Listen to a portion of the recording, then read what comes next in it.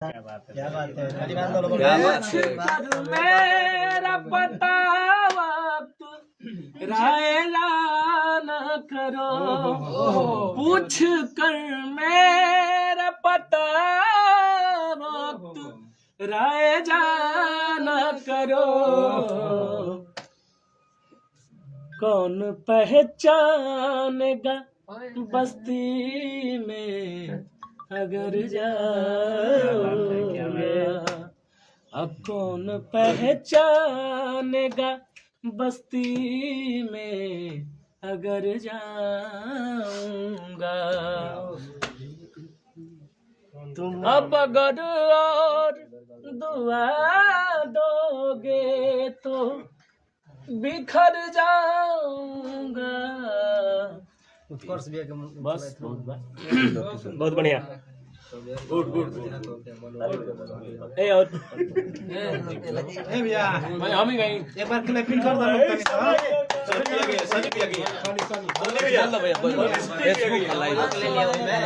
Facebook live कुछ भी बोल, कुछ भी बोलिए, कुछ भी बोल, बोलिए बोलिए कुछ भी बोल दीजिए। प्रणाम। बोलता चैनल नहीं है, फेसबुक है। फेसबुक लाइव तो आप लोग जुड़ी जा और भाई के ढेर सारा प्यार दीजिए। बादल राठौर बहुत अच्छा काम लगी कप्तान भी बहुत बढ़िया, और ये हमारे टीम के कैप्टन भी है।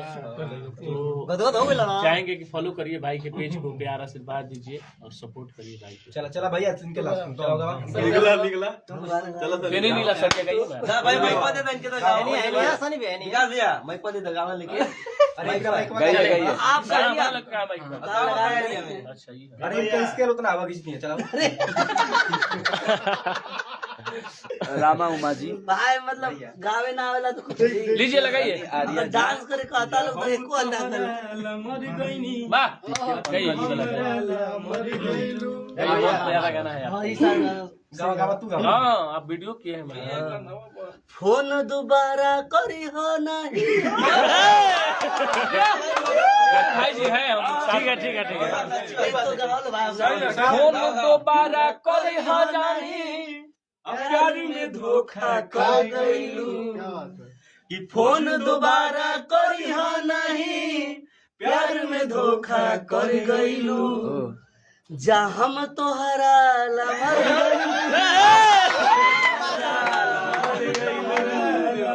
गईनी, तू हमारा लमर गईलू।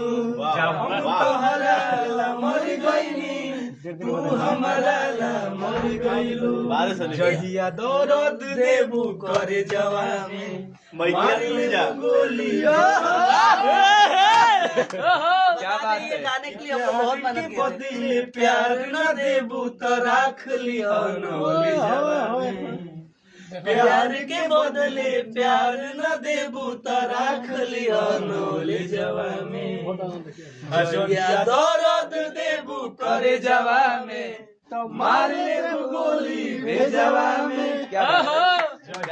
दर्द देबू करे जवा में, मार ले गोली भेजवा में। की लागता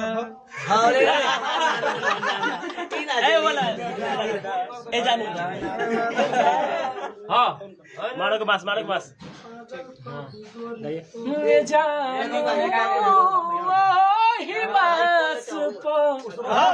बुलास मर जाई ए जानू ही बस, अबुलास हमर जाई जवना से मारो गड़ाई, जवना से मारो छवाई ए जानू ही बस अबुलास हमर जाई ए जानू।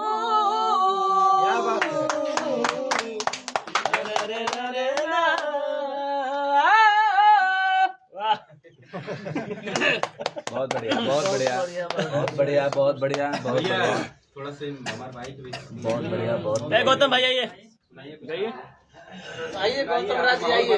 अगर हासिल जरूरी बा तरोवल भी जरूरी बा। अगर हासिल जरूरी बा तरोवल भी जरूरी बा। पास रह के भी जा कितना दूरी बा। अगर हासिल जरूरी बा तरोवल भी जरूरी बा। अगर हासिल जरूरी बा तरोवल भी जरूरी बा।